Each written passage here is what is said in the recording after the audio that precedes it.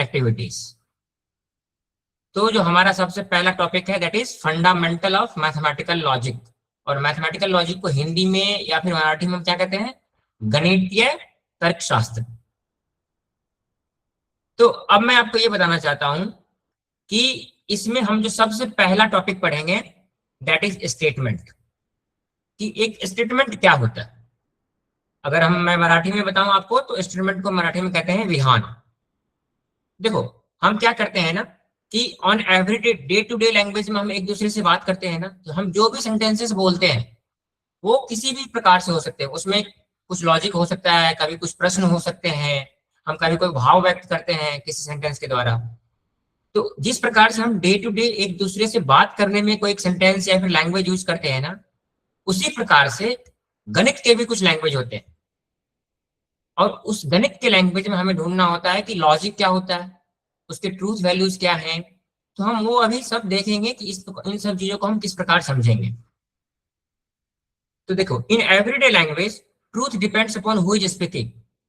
मतलब हम जब डे टू डे हर दिन जब किसी दूसरे से एक दूसरे से बात करते हैं ना, अपने चाहे मित्र से हो चाहे अपने पेरेंट्स से हो, तो उसमें जो सच्चाई है वो डिपेंड करता है कौन पर्सन किसके लिए क्या बोल रहा है। बट गणित की जो लैंग्वेज है, but in mathematics we only care about the sentence that are exactly true और एग्जैक्टली फॉल्स।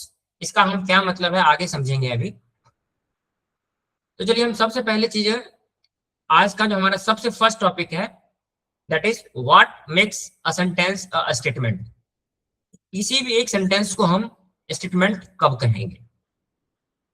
देखो, जब भी आपको किसी एक सेंटेंस को चूज करना है ना कि whether this sentence is statement और नॉट, हम तीन चीजें चेक करेंगे।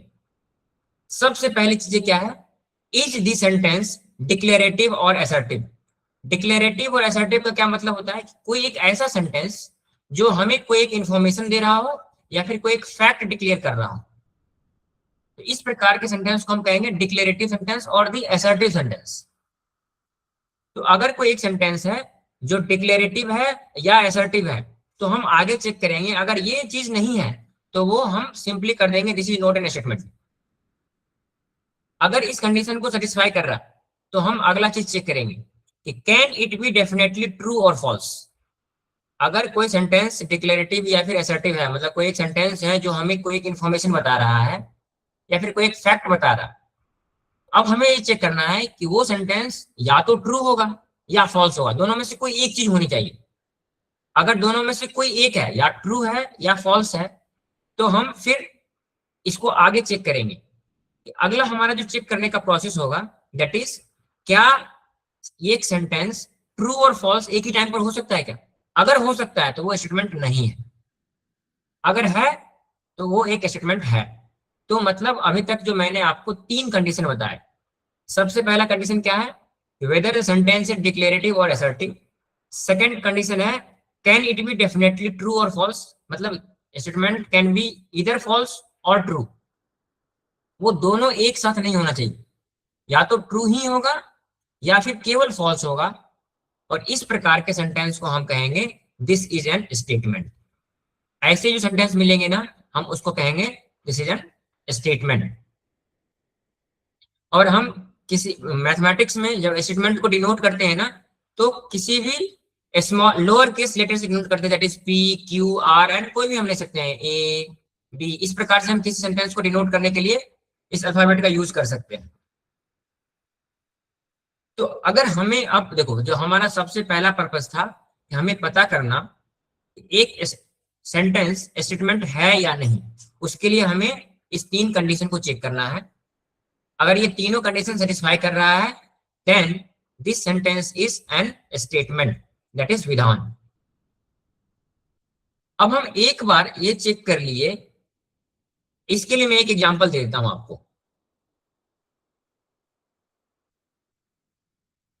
जैसे मैंने आपको अभी ये बताया ना, तो इसका अब मैं एक एग्जांपल देके बताऊंगा कि हम वो तीनों कंडीशन को कैसे चेक करें।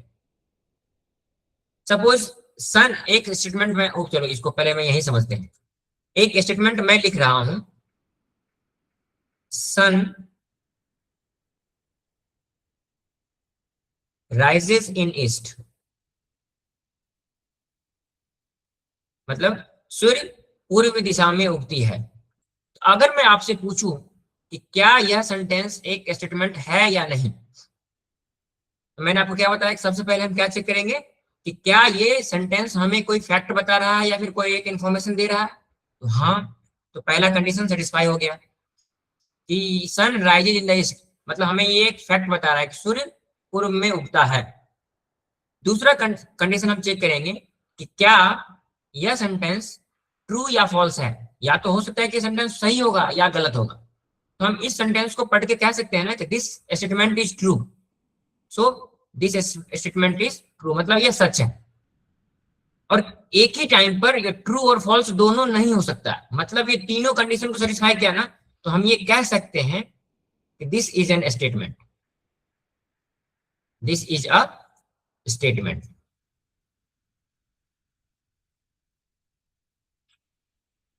तो इस प्रकार से आपको किसी भी सेंटेंस को चेक करना है कि whether the given sentence is statement और नॉट।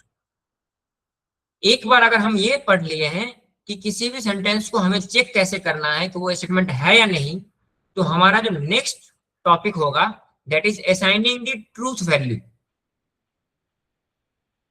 तो हम पहला टॉपिक समझ गए हैं कि किसी भी सेंटेंस को स्टेटमेंट कैसे बोलते हैं। अगर हमें ये समझ में आ गया तो हम अब आगे पढ़ेंगे कि what is truth value, means सत्यता मूल्य, कि किसी भी स्टेटमेंट की ट्रूथ वैल्यू क्या होती है। तो देखो, अब जैसे मैंने आपको अभी एक एग्जांपल लेके बताया था, sun rises in the east, तो ये हम चेक कर चुके हैं, this is an statement, so we can say that this is a statement. Now if any sentence is statement, हमें उसके ट्रूथ वैल्यू मालूम करने हैं। ट्रूथ वैल्यू दो हो सकते हैं, इधर ट्रू, ये एक पहला ट्रूथ वैल्यू है, और this is the second truth value. So किसी भी स्टेटमेंट के जो ट्रूथ वैल्यू होंगे या तो ट्रू होंगे या फॉल्स होंगे। तो जो स्टेटमेंट ट्रू होगा उसके लिए ट्रूथ वैल्यू क्या हो जाएगा, टी। जो ऐसा स्टेटमेंट जो ट्रू है, जो सत्य है, उसकी ट्रूथ वैल्यू हो जाएगी टी। और ऐसा स्टेटमेंट जो फॉल्स है, मतलब जो गलत है, स्टेटमेंट स्टेटमेंट है बट वो गलत है, तो उसके जो ट्रूथ वैल्यू होंगे दैट विल बी एफ। सो ये किसी भी स्टेटमेंट का दो ट्रूथ वैल्यू होता है, दैट इज टी और एफ। टी और एफ। तो जैसे यहाँ पे देखो एक स्टेटमेंट दिया गया है, sun rises in the east, तो ये एक स्टेटमेंट है और ये सही भी है, तो इसका जो ट्रूथ वैल्यू होगा that will be T. Every triangle has three sides. अब देखो क्या ये स्टेटमेंट ट्रू है, yes this is true, because किसी भी ट्रायंगल के, ये ट्रायंगल हम कहते हैं किसको है, any closed figure formed of three sides, तो ये सही है। So the truth value for this statement will be true, that is T. वैसे ही अगर मैं एक ये लिख दूं 5 into 2 equals to 12, 2 equals to 11, ये एक स्टेटमेंट तो है कि कोई एक फैक्ट मुझे बता रहा है, बट ये गलत है। तो पहले तो हमें डिटरमाइन करना है कि दिस इज एन स्टेटमेंट।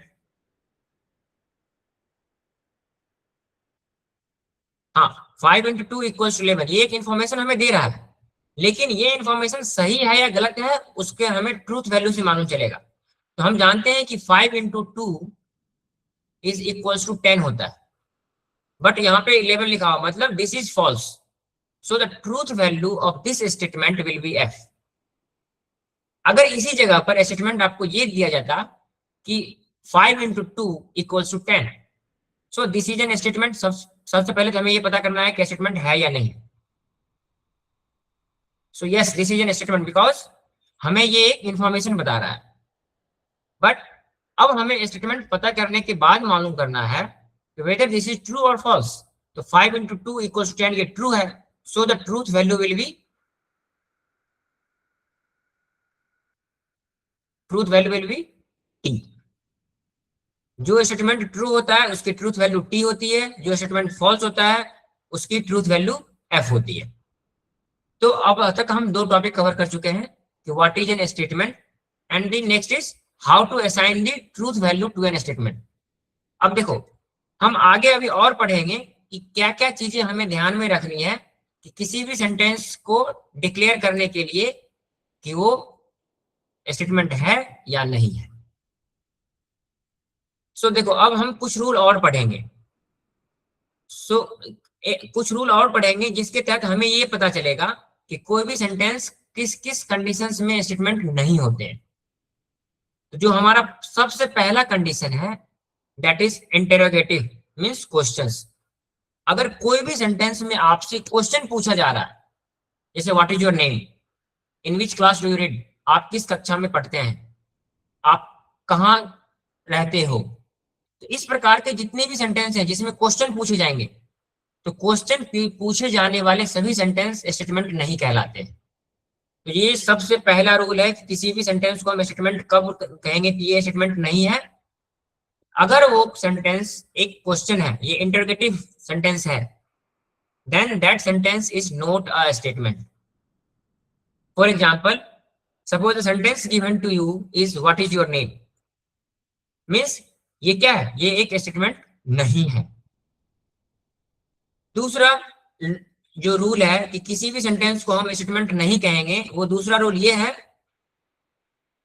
कि अगर वो सेंटेंस एक्सक्लामेटरी सेंटेंस है। एक्सक्लामेटरी सेंटेंस जो कहते हैं जिस सेंटेंस के थ्रू हमको एक इमोशन को रिप्रेजेंट करते हैं। जैसे हम अगर कहीं घूमने जाते हैं, हम कहते हैं कि वाह व्हाट ए ब्यूटीफुल प्लेस, कितनी सुंदर जगह है। तो यहाँ पे क्या है, हम अपनी भाव प्रकट कर रहे हैं। अब हो सकता है एक जगह जो आपको सुंदर लग रहा है वो किसी और को सुंदर नहीं लगे। तो क्या है कि कोई भी जो इमोशन है ना, वो पर्सन टू पर्सन डिफर करता है। इसलिए इस प्रकार के सेंटेंस जो किसी इमोशन को रिप्रेजेंट कर रहा हो, मतलब कोई किसी के भाव को दर्शा रहा हो, तो उस प्रकार के सेंटेंस को हम स्टेटमेंट नहीं कहेंगे। For example, what a beautiful place it is.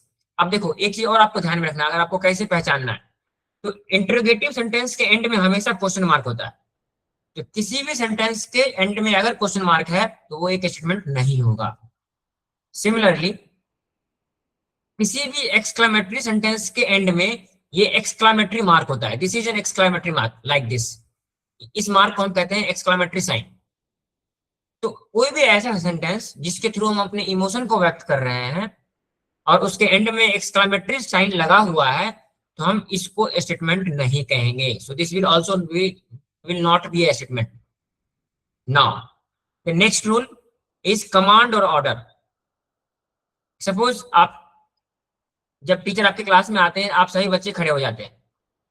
जब टीचर एक कमांड देता है, all of you sit down, तो आपको ये एक आदेश दिया गया है कि बैठ जाओ। तो इस प्रकार के कमांड या फिर जो भी ऑर्डर होते हैं ना, जैसे आप घर में हो और आपके घर पेरेंट्स बोलते हैं ओपन द विंडो, खिड़की खोल दो, ये क्या है, ये एक आदेश है, ये एक कमांड है।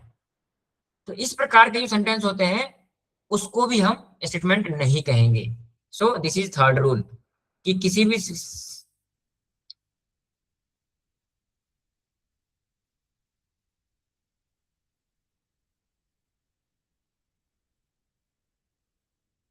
सो दिस इज रूल 3 कि एक स्टेटमेंट कब, एक सेंटेंस कब स्टेटमेंट नहीं होगा। Now the fourth rule, this is the fourth rule, if a sentence is a request.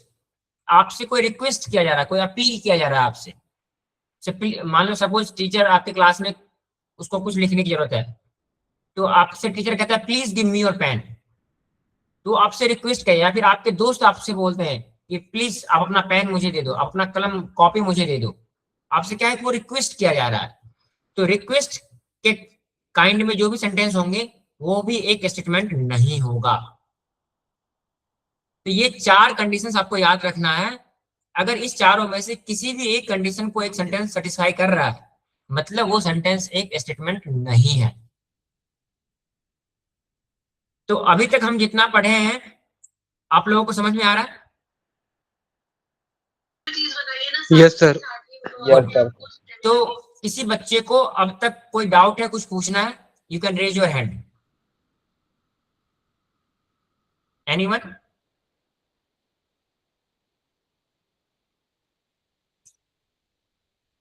चलो ठीक है, मतलब आप सभी लोगों को अच्छी समझ में आ रहा है। तो चले अब हम आगे कुछ और देखते हैं कि हम कैसे चेक करेंगे कि और क्या क्या कंडीशंस हैं जहां पे हम एक सेंटेंस को स्टेटमेंट कहेंगे या नहीं कहेंगे। नाउ सी, अब देखो ओपन सेंटेंस क्या होते हैं, मुक्त वाक्य। ओपन सेंटेंस मतलब उसके अलग अलग सिचुएशंस में ट्रूथ वैल्यू चेंज होगी। सो जब भी ना किसी एक सेंटेंस के ट्रूथ वैल्यू ट्रू, एक किसी कंडीशन में ट्रू हो सकता है, दूसरे कंडीशन में फॉल्स हो सकता है, हम ऐसे सेंटेंस को कहेंगे ओपन सेंटेंस। और जितने भी ओपन सेंटेंसेस होते हैं वो सभी स्टेटमेंट नहीं होते हैं मैथमेटिकल लॉजिक में। तो जैसे देखो मैंने बताया ना, सपोज आपको एक स्टेटमेंट यहां पर दिया गया, सेंटेंस दिया गया है that is x+6 is equal to 9। तो जैसे ये मैं अगर लिखूं x+6 इज इक्वल टू 9, सो हम ये कह सकते हैं कि कोई एक इंफॉर्मेशन बता रहा है। अब हमें ये चेक करना है कि क्या इसके, मैंने बताया था ना कि किसी भी सेंटेंस के या तो वो ट्रू होगा या फिर फॉल्स होगा, दोनों नहीं हो सकता। लेकिन देखो यहाँ पर क्या है, अगर हम x इक्वल्स टू 3 लिखें then this statement, this sentence is true. अगर हम इसको x इक्वल्स टू 4 लिख दें, so this statement is false, this sentence is false. तो इस प्रकार के जो सेंटेंसेस होते हैं जिनके ट्रूथ वैल्यू चेंज होती है अलग अलग कंडीशंस में, हम उसको ओपन सेंटेंस कहते हैं। और इस प्रकार के सेंटेंस को हम स्टेटमेंट नहीं कहते हैं। सो this is not an statement, this is not a statement. ये तो हो गया मैथमेटिकल ट्रैप।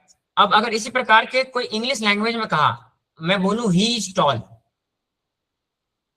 सो अब देखो यहाँ पे ही इज टॉल में हम किसी एक पर्सन को बोल रहे हैं जो मुझसे बड़ा है। सेम पर्सन किसी और के सामने छोटा हो सकता है, तो उसकी ट्रूथ वैल्यू क्या हो जाएगी, जब मैं बोल रहा हूं तो इसकी ट्रूथ वैल्यू ट्रू की हो जाएगी। वहीं पे कोई एक ऐसा पर्सन है जो उससे बड़ा है, तो उसके सामने तो ट्रूथ वैल्यू फॉल्स हो जाएगी ना। तो क्या है, इसकी भी जो ट्रूथ वैल्यू है वो चेंज हो रही है। तो इस प्रकार के स्टेटमेंट को हम ओपन स्टेटमेंट, ओपन सेंटेंस कहते हैं, और ये स्टेटमेंट नहीं होता है। Just wait for a second.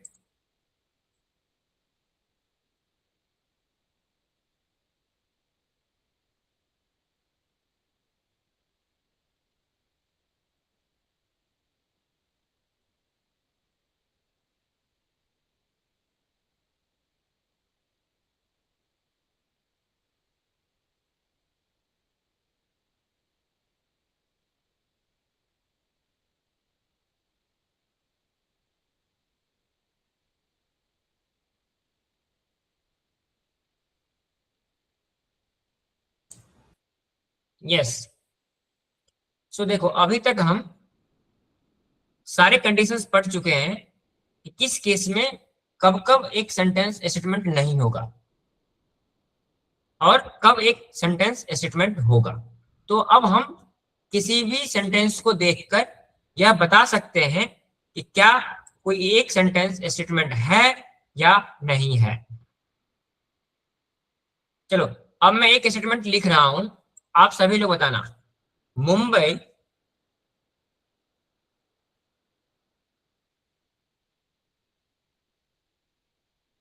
Mumbai is the capital of Maharashtra. Mumbai is the capital of Maharashtra.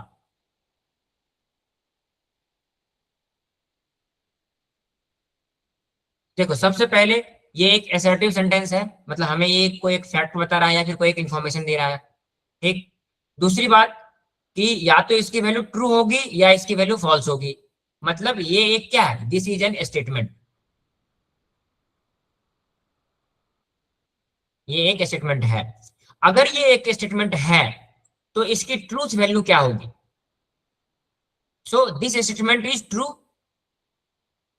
ये सही है ना कि महाराष्ट्र का कैपिटल क्या है, मुंबई है।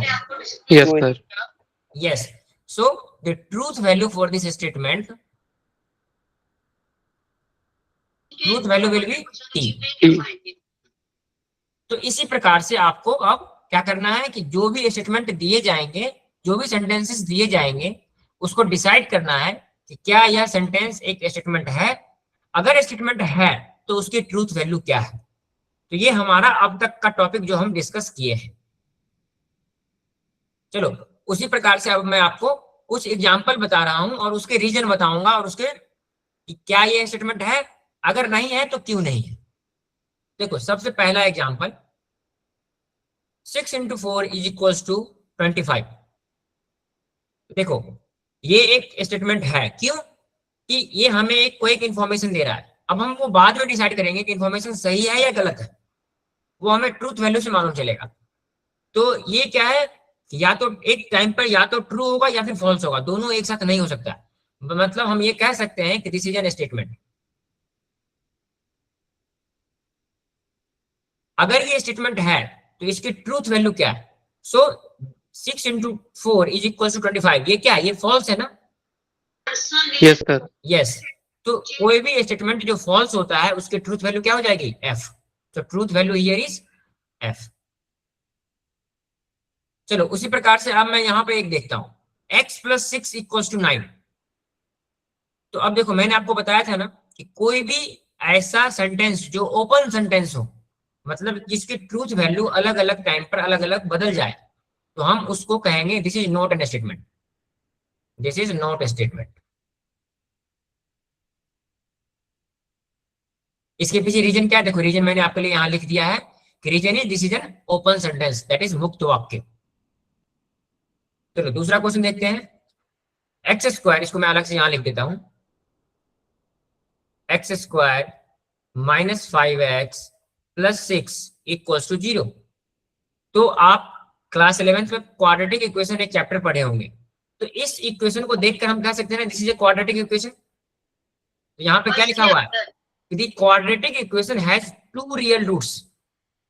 और जब आप क्वाड्रेटिक इक्वेशन चैप्टर पढ़े थे उसमें आप पढ़े थे ना कि सभी क्वाड्रेटिक इक्वेशंस के 2 रूट्स होते हैं और 2 रियल रूट्स भी ट्रू है। तो मतलब ये हमें एक इंफॉर्मेशन दे रहा है और किसी एक पर्टिकुलर टाइम पर, देखो ये एक कंप्लीट स्टेटमेंट है। हम केवल और केवल, जैसे अगर मैं ऐसे लिख दूं x², जस्ट वेट,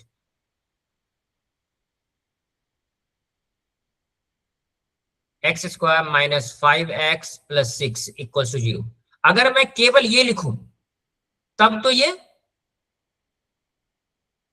स्टेटमेंट नहीं होगा। लेकिन हमारा यहाँ पे क्या लिखा हुआ है कि x² - 5x + 6 has 2 real roots.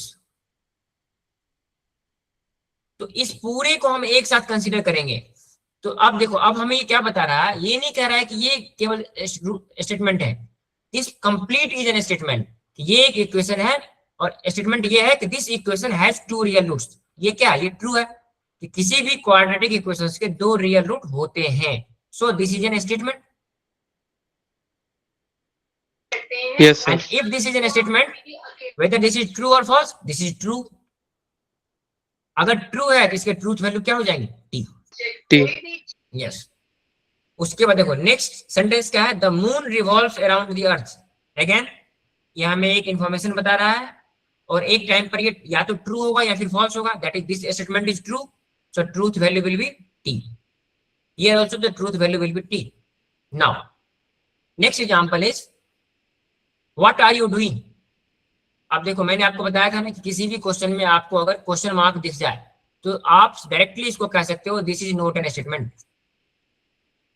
Next sentence is please sit down, this is a request. जब भी किसी भी सेंटेंस में प्लीज लग गया मतलब एक रिक्वेस्ट है, तो किसी भी रिक्वेस्ट को हम स्टेटमेंट नहीं कहते हैं, this is also not an statement.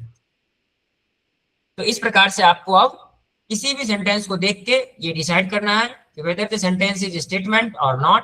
अगर स्टेटमेंट है तो उसकी ट्रूथ वैल्यू क्या है। अभी तक क्लियर है सभी लोगों को?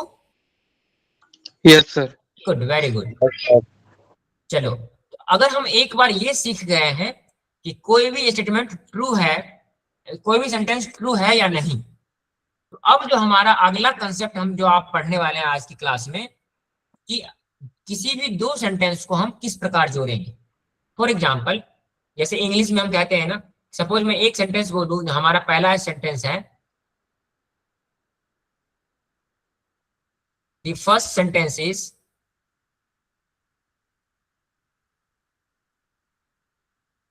3 इज अ प्राइम नंबर, यहां दिया गया ना 3 is a prime number, 3 is a prime number.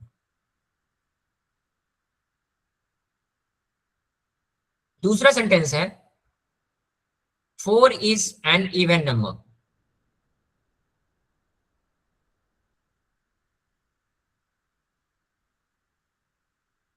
तो हम इसको अगर दोनों को एक साथ लिखना चाहें तो हम इंग्लिश में, नॉर्मल में इंग्लिश लैंग्वेज की बात कर रहा हूं, अभी मैं स्टेटमेंट की बात नहीं कर रहा हूं। इस दोनों को अगर हमें जोड़ना हो तो हम इसको लिख सकते हैं ना, 3 is a prime number and 4 is an even number, 4 is an even number. इस प्रकार से हम लिख सकते हैं कि किसी भी दो सेंटेंस को हमें अगर ज्वाइंट करना हो, हम यहाँ पे एंड का इस्तेमाल करते हैं। इसी प्रकार से हम अब क्या करेंगे, जो मैथमेटिक्स में अभी तक हम स्टेटमेंट पढ़े हैं ना, तो किसी भी दो स्टेटमेंट को किस किस प्रकार से हम उसको जोड़ सकते हैं। अब हमारा जो अगला टॉपिक है वो है कनेक्टिव्स, संयोजक, कि दो स्टेटमेंट को हम किस किस सिंबल से जोड़ सकते हैं और उसके क्या सिंबल होते हैं। तो देखो, सबसे पहला कनेक्टिव जो होगा that is conjunction. The first connective is conjunction, उसको हम कहते हैं संयोग। इसको हम कैसे पढ़ते हैं, सो this is the symbol of conjunction, this one. इस प्रकार के सिंबल हम बनाते हैं मैथमेटिक्स में कंजंक्शन को डिनोट करने के लिए, और इसको हम पढ़ते क्या है, this symbol is read as and, means earning. और suppose P is a statement and Q is an statement, तो अगर हमें इस दोनों को एंड कंजंक्शन से जोड़ना है, हम उसको इस प्रकार लिखेंगे P and Q, this is a symbol of and. So अब देखो, इसको हम किस प्रकार से देखेंगे कि compound statement P and Q, तो सपोज जैसे मैंने आपको पहले बताया था ना, सपोज P, मान लो पहले इनिशियली जब मैं पढ़ाया था, मैं बताया था किसी भी स्टेटमेंट को हम एक स्मॉल अल्फाबेट से डिनोट कर सकते हैं। तो suppose P is hour one statement, और हम इसमें ये कह रहे हैं 3 इज अ प्राइम नंबर,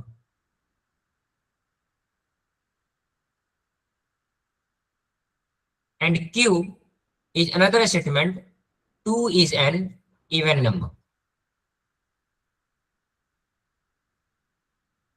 तो अगर हमें इसको एंड कंजंक्शन से जोड़ना है तो हम इसको ऐसे लिखेंगे, P एंड, उल्टा V बनाएंगे, ये सिंबल है एंड का, P एंड Q। मतलब इसका मतलब हुआ कि 3 is a prime number and 2 is an even number. So this is the first connective that is called conjunction. तो देखो, अगर हम दो स्टेटमेंट को किसी कंजंक्शन से जोड़, मतलब कंजंक्शन को यूज करने के बाद हम उसको एक कंपाउंड स्टेटमेंट बना रहे हैं, जैसे मैंने आपको ऊपर बताया ना, जैसे देखो ये दोनों क्या था, एक सिंगल स्टेटमेंट था। जब हम इस दोनों को मिलाकर लिखते हैं ना, इसको हम कहते हैं कंपाउंड स्टेटमेंट। कंपाउंड स्टेटमेंट को हम एंड से जोड़ सकते हैं, और से जोड़ सकते हैं, और नॉट से जोड़ सकते हैं। ये तीन हमारे कंजंक्शन हैं, कनेक्टिव्स हैं। हम यही तीनों कनेक्टिव्स अभी मैथमेटिक्स के लिए पढ़ेंगे। तो अब देखो, हमारा जो पर्पस है अभी ये कंजंक्शन पढ़ने के बाद, कि हमें कंजंक्शन पढ़कर उसके बाद क्या करना है। तो हमें क्या करना है कि एक बार हमें मालूम चल गया this is P and Q, तो अब हमें इसके ट्रूथ वैल्यू निकालने पड़ेंगे। If P is an statement and Q is also an statement, so P and Q means P, this symbol, and Q is also an statement. और हमें अब इस स्टेटमेंट का ट्रूथ वैल्यू निकालना है। तो देखो उसके लिए क्या लिखा हुआ है, the compound statement P and Q, this is a symbol of and।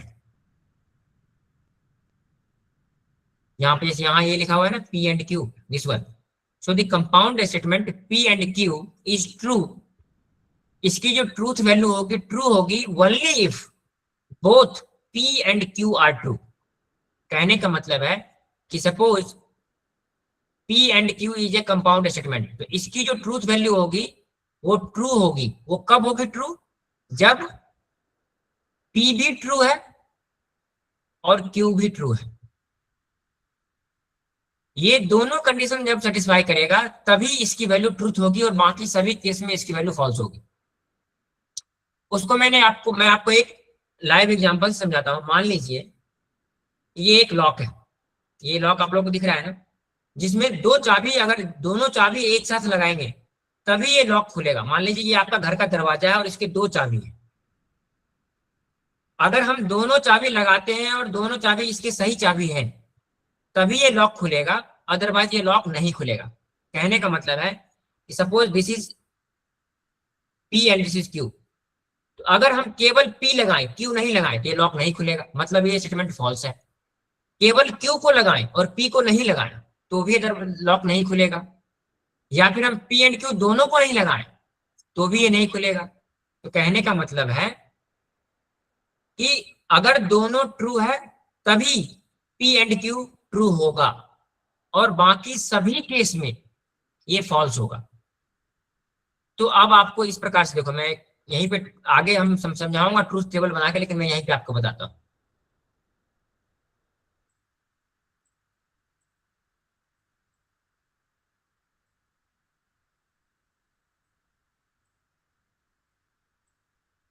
ये देखो, building a truth table for P and Q.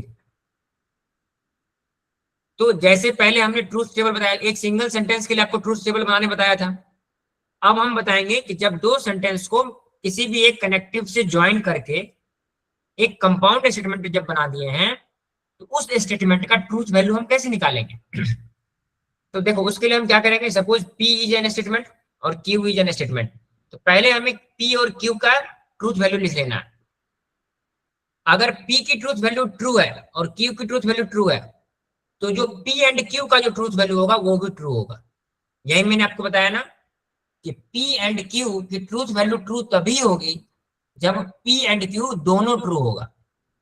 Similarly अब बाकी के जितने भी केस हैं सभी में P एंड Q की जो ट्रूथ वैल्यू होगी वो फॉल्स होगी। देखो वो कैसे, सपोज जो स्टेटमेंट P है वो फॉल्स है और जो स्टेटमेंट Q है वो, sorry, statement P is true and statement Q is false. So P and Q will always be false. Again, if the statement P is false and statement Q is true, P and Q will be false. तो इस प्रकार से आपको, और last case कि अगर P और Q दोनों false हैं तो P and Q will also be false. तो इस प्रकार से कोई भी दो स्टेटमेंट आपको दिए जा सकते हैं और पूछा जा सकता है make the truth value of P and Q, तो वो आप इस प्रकार से बनाएंगे। हम आगे एग्जांपल सॉल्व करके भी देखेंगे, पहले हम बाकी कनेक्टिव्स पढ़ लेते हैं। तो चलो, हमारा जो पहला कनेक्टिव था दैट इज एंड। नाउ दूसरा जो कनेक्टिव है दैट इज और, उसको हम कहते हैं डिसजंक्शंस, मींस विकल्प। और इसको हम कैसे पढ़ते हैं, और का सिंबल क्या होता है, ये V। ये इस प्रकार के सिंबल हम बनाते हैं मैथमेटिक्स में, इसको हम पढ़ते हैं और। अगर मैं इस प्रकार से ऐसे लिखूं P V Q, इसको हम पढ़ेंगे P और Q। तो ये भी किसी भी दो स्टेटमेंट को मिलाकर एक कंपाउंड स्टेटमेंट बनाने का कंडीशंस है। तो इसके लिए भी ट्रूथ वैल्यू हमें असाइन करना होगा। तो देखो उसका क्या नियम है, द कंपाउंड स्टेटमेंट P और Q इज फॉल्स। ये स्टेटमेंट फॉल्स तभी होगा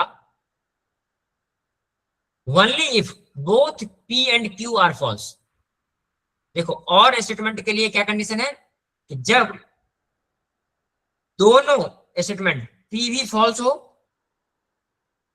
और Q भी फॉल्स हो तभी जाके ये ओवरऑल फॉल्स होगा, बाकी सभी केस में ये ट्रू होंगे। देखो इसको हम एक दूसरे प्रकार से समझते हैं कि मान लो आपको कहीं जाना है और वहां जाने के लिए दो ब्रिज है। So bridge P is one bridge and Q is another bridge. तो अगर P ब्रिज ओपन है तो भी आप जा सकते हो, Q ब्रिज ओपन है आप तो भी जा सकते हो, दोनों ब्रिज ओपन है तो भी आप जा सकते हो। एक ही कंडीशन ऐसा है कि P ब्रिज भी बंद है और Q भी बंद है, तभी आप नहीं जा सकते हो। इसको हम इस प्रकार से समझ सकते हैं और में क्या है कि या तो ये P होना चाहिए या फिर Q होना चाहिए। अगर दोनों फॉल्स है तभी जाके P और Q का जो ट्रूथ वैल्यू होगा वो फॉल्स होगा, अदरवाइज दोनों बाकी सभी केस में ट्रू होगा। उसको मैं ट्रूथ वैल्यू से आपको यहां से दिखाता हूं, देखो। सो this is called truth table. जो इस प्रकार आप बनाते हैं ना, इसको हम कहते हैं ट्रूथ टेबल। तो इसी प्रकार से आप ट्रूथ टेबल बना सकते हैं, किसका, जैसे मैंने यहाँ पे P एंड Q का बनाया ना, उसी प्रकार से आप ट्रूथ टेबल बना सकते हैं P और Q का। वो कैसे, मान लो एक कॉलम P, दूसरा कॉलम Q एंड तीसरा कॉलम P और Q। चलो इसको मैं वहीं पे बना के बताता हूं जहां पे मैंने आपको समझाया है। तो ये ट्रूथ टेबल बनाने का तरीका है। चलो यहीं पे मैं आपको इस डिसजंक्शंस का ट्रूथ टेबल बना के बताता हूं कि how will you define the truth table of P और Q।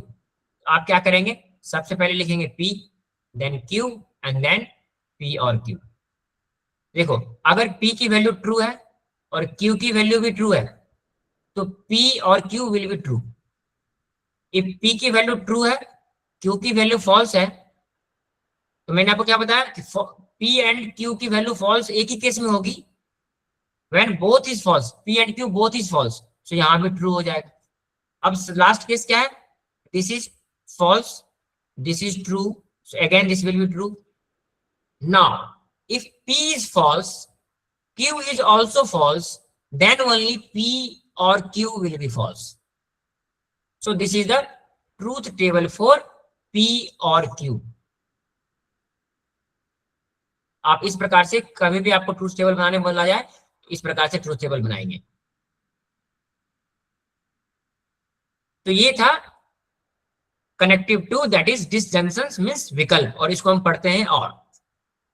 नाउ हमारा जो लास्ट कनेक्टिव है दैट इज नेगेशन मींस नकार, that is read as not, और उसके सिंबल इस प्रकार से होते हैं।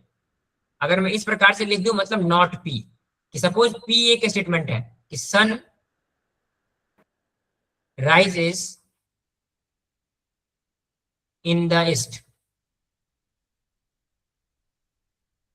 तो नकार का क्या मतलब होता है कि जो P के द्वारा जो स्टेटमेंट कहा गया है वो नहीं होता है। मतलब अगर मैं ऐसे लिख दूं P, तो ये स्टेटमेंट हो जाएगा sun does not rise in the east. मतलब इससे हम कह रहे हैं कि सन सूरज पूरब में उगता है। अगर हम ये सिंबल लगा दें, मतलब नॉट लगा देंगे, नॉट P मींस सूर्य पूरब में नहीं उगता है, तो ये इसका मतलब है। तो अब देखो हम इसके ट्रूथ वैल्यू कैसे असाइन करेंगे कि if P is true not P is false, if P is false not P is true. Simple है, अगर P ट्रू है, अगर P की ट्रूथ वैल्यू T है, तो नॉट P जो होगा that will be false, means the truth value of not P will be F। Similarly if P is false means इसकी ट्रूथ वैल्यू F है, तो नॉट P मींस जो मतलब जो स्टेटमेंट कहा जा रहा है वो नहीं है, तो not P will be true and इस truth value will be T। तो ये है third connective, that is negation. एक एग्जांपल है, सपोज P एक स्टेटमेंट है that is 6 is an even number, तो नॉट P क्या हो जाएगा, सिंपली है हम उसको नहीं बोलेंगे, मतलब 6 is not an even number. तो अगर P की ट्रूथ वैल्यू T है, नॉट P की ट्रूथ वैल्यू F होगी। सो ये तीन कनेक्टिव्स थे जो अभी हम इस चैप्टर में पढ़े हैं, that is conjunction, disjunctions and negation. एक बार मैं हम इसको समरी के तौर पे देख लेते हैं कि सबसे पहले जो हमारी एक ट्रूथ कनेक्टिव्स क्या है, दैट इज कंजंक्शन, और इसके सिंबल क्या आते हैं, ये उल्टा V की तरफ होता है, और इसको हम पढ़ते हैं एंड। और इसकी हम ट्रूथ वैल्यू कैसे डिसाइड करते हैं, तो only if both P and Q are true then only P and Q will be true, means इसका ट्रू वैल्यू तभी होगा। नेक्स्ट इज डिसजंक्शंस, इसके सिंबल क्या होते हैं V, और इसको हम पढ़ते हैं और। मीन्स किवा। और इसकी ट्रूथ वैल्यू कैसे डिसाइड करेंगे हम, कि जब दोनों statement that is P and Q is false, then only P और Q will be false, and the last connective is negation means not. तो जो भी P की वैल्यू होगी, नॉट P की वैल्यू उसकी अपोजिट हो जाएगी। अगर P ट्रू है तो not P will be false. तो ये 3 रूल अगर आपको याद रहेगा तो किसी भी कनेक्टिव्स का आप ट्रूथ टेबल बना सकते हो। अब देखो, ट्रूथ टेबल बनाने के लिए मैंने आपको बताया किस प्रकार से आपको ट्रूथ टेबल बनाना होगा, कि यहां तो मैंने P और Q के फॉर्म में दिया है, आपको दो P के लिए एक स्टेटमेंट दिया जाएगा, Q के लिए एक स्टेटमेंट दिया जाएगा, और फिर उसके ट्रूथ टेबल आपको बनाने पड़ेंगे। तो हम ऐसा करते हैं कि अभी तक हम जितना पढ़े हैं, आप सभी लोगों को समझ में आया? Yes sir. यस। अगर आप सभी लोगों को समझ में आ गया है तो अब मैं एक छोटा सा क्विज करवाऊंगा क्लास में अभी, और मैं जिस बच्चे का नाम लूंगा वही बच्चा उस क्विज को आंसर करेगा। तैयार हो सभी लोग? Yes sir. Good, very good.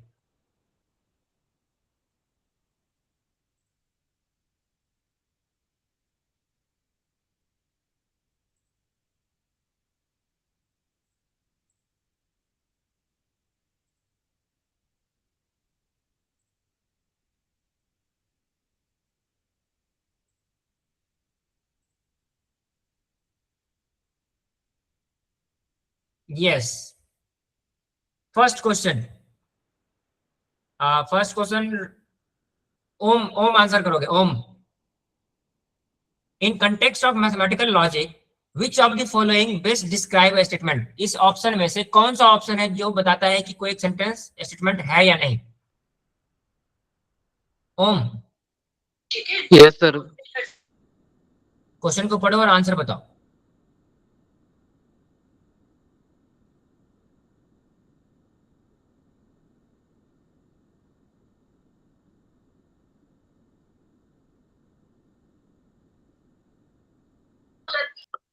Option D. Option D. चलो हम देखते हैं क्या यह ऑप्शन सही है। Yes, D is the right answer. तो सभी बच्चों को समझ में आ गया कि डी आंसर सही क्यों है? किसी को डाउट है तो ऑप्शन डी क्यों होगा? चलो अब हम चलते हैं नेक्स्ट क्वेश्चन पर। ओके, क्वेश्चन नंबर 2, इसका आंसर मुझे बताएंगे दीपक। दीपक, क्वेश्चन नंबर 2 आंसर करो। ओके प्रथमेश, रुको, मैं आपके पास आऊंगा। दीपक, क्या आप आंसर कर सकते हो इसका?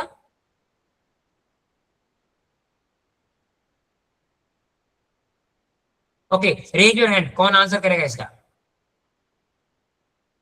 प्रथमेश बताओ, what is the answer? Option number B. Option B, which of the following is an example of open sentence? मैंने बताया था ना कि कौन से स्टेटमेंट हैं जिसके आंसर कभी ट्रू कभी फॉल्स हो सकते हैं। तो प्रथमेश का आंसर है option number B. Yes, very good, B is the correct answer. So this is an open sentence because the truth value depends upon who he refers to. मतलब he is a great mathematician. तो हो सकता है किसी person के लिए वो great mathematician होगा, किसी के लिए ग्रेट मैथमेटिशियन नहीं भी हो सकता है। So option 2 is the correct answer. Okay, now question number, next question. Raise your hand, कौन आंसर करेगा इस क्वेश्चन को? जो हाथ रेज करेगा मैं उसी से पूछूंगा। ओके, ओम आप ऑलरेडी आंसर कर चुके हो। Anyone else? कोई और?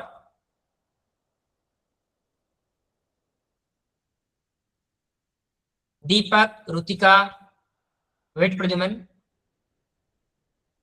ओके, सो एक ही हाथ खड़ा हुआ है। प्रद्युमन बताओ इसका आंसर क्या है? Sir option D. Option D, y is mathematical expression x plus 6 equals to 9 not considered a statement in logic. So the option D is because the truth value varies depending upon the value of assigned value of x. Yes, D is the right answer. So जब भी इसकी truth value varies करेंगे तो उसको हम statement नहीं कहते हैं। Now next question, who will answer the next question? Prathamesh, anyone else, और कोई? जो बच्चे अभी तक एक बार भी आंसर नहीं किए हैं, मैं उनसे चाहता हूं कि वो आंसर करें।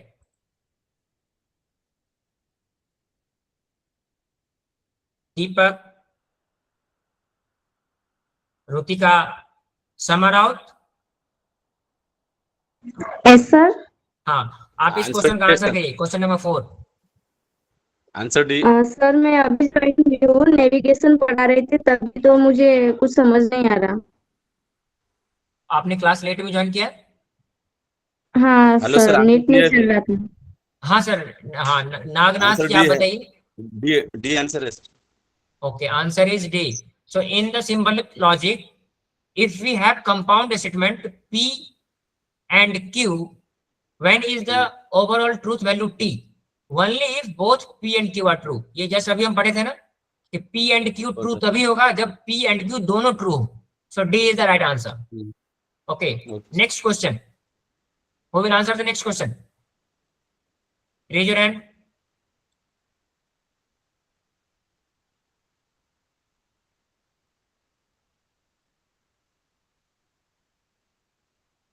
हाँ, क्वेश्चन नंबर 5 कौन आंसर करेगा? Which logical connectivity is known as disjunctions? अभी हम जस्ट पढ़े हैं। disjunctions हम किसको कहते हैं? विकल्प। रुतिका, बताओ आंसर क्या है?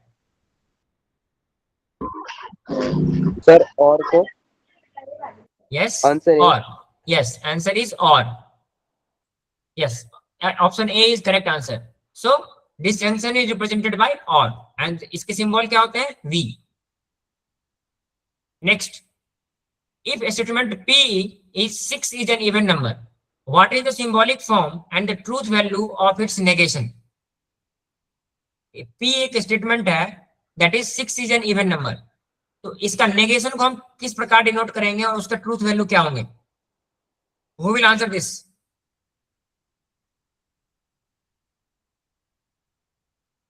Deepak, can you answer this?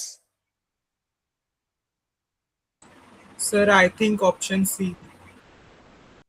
Why? उसके ट्रूथ वैल्यू एफ क्यों होंगे?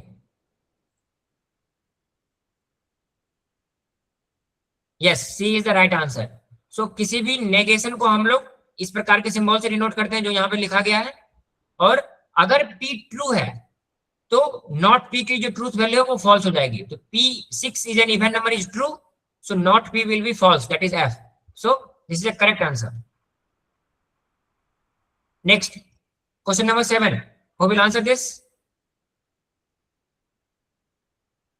प्रद्युमन, आप बताओ।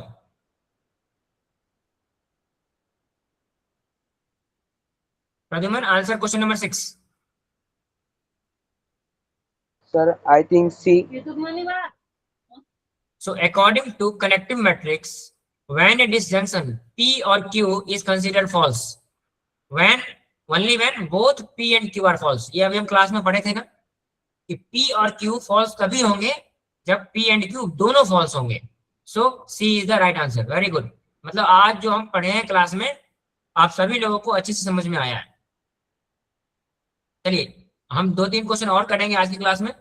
Next question, which of the following sentence would be filtered out and not classified as sentence as statement? चलो, ये हम सबसे पहला आज की क्लास में सबसे पहला कंसेप्ट पढ़े थे वो यही था हमारा। तो मैं चाहता हूं इसका आंसर दे समारा, आप बताओ। सर क्लास मैं के लेट beginning में ज्वाइन हुई। ओके ओके, Yes, आप sir. लेट जानते हो तो आप बाद में इसके रिकॉर्डिंग्स देख लेना ताकि आपको समझ में आया। चलो इसका Yes, आंसर sir. मैं चाहता हूं रुतिका, आप बताओ।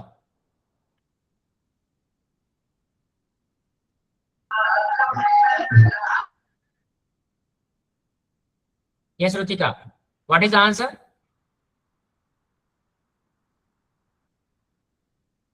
अगर आप बोल कर नहीं बता पा रहे हैं तो ऑप्शन चैट में लिख के ही बोल सकते हैं, A B C D. So Rutika, can you answer this, yes और नो?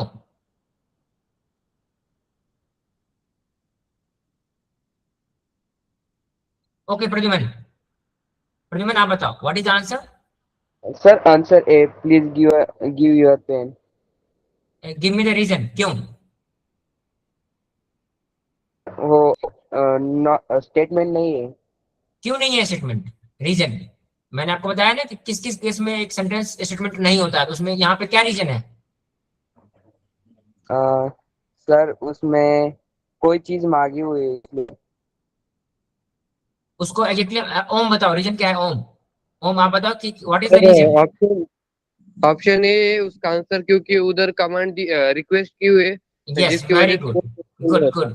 तो जब भी आप इस प्रकार से किसी भी सेंटेंस को स्टेटमेंट बोलेंगे कि नहीं है, तो आपको रीजन पता होना चाहिए. तो यहाँ पर रीजन क्या है? This is a request. और किसी भी सेंटेंस में अगर रिक्वेस्ट हो तो वो एक स्टेटमेंट नहीं होता है. So this is a request which is an appealing rather than a fact, इसलिए ये एक स्टेटमेंट नहीं होगा. चलो नेक्स्ट क्वेश्चन, इसका आंसर ओम बताएंगे कि what is the symbolic Yes, logic translation of a sentence a school is open और there is a holiday? Option D sir, yes, P very और गुड. क्यू. यस, तो और जैसे पी एक statement है, अ स्कूल इज ओपन, और Q एक statement है, देयर इज अ हॉलीडे. तो जो आंसर होगा इसका पी और क्यू होगा. Very good. Last question of today, how are statement typically denoted in a mathematical logic? सबसे पहला अभी जो हम कंसेप्ट पढ़े थे ना, कि किसी भी स्टेटमेंट को हम किस प्रकार डिनोट करते हैं, और इसका आंसर मुझे बताएंगी रुतिका.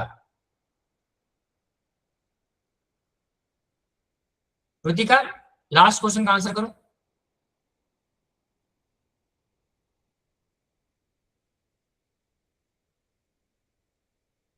रुतिका, क्या आप नहीं सुन सकती है? ओके, इसका आंसर मैं अब और किसी से पूछूंगा. प्रथमेश आप बताओ. Prathamesh, question answer number answer क्या होगा 10 का?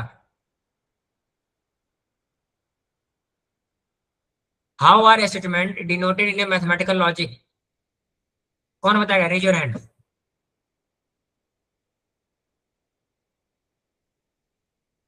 जो बच्चा इस क्वेश्चन का आंसर करना चाहता है, रेज योर हैंड.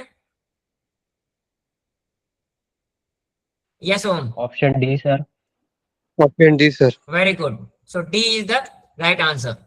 कि मैंने आपको बताया था ना कि किसी भी स्टेटमेंट को हम मैथमेटिकल लॉजिक में लोअर केस लेटर से डिनोट करते हैं, that is P Q R A B C D, कुछ भी.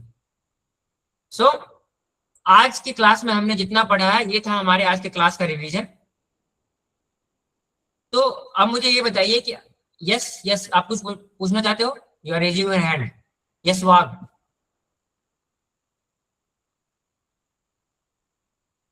तो हम आज की क्लास को यहीं तक रखते हैं. बाकी इस चैप्टर में और जो टॉपिक्स बचे हुए हैं हम उसको अगली क्लास में डिस्कस करेंगे.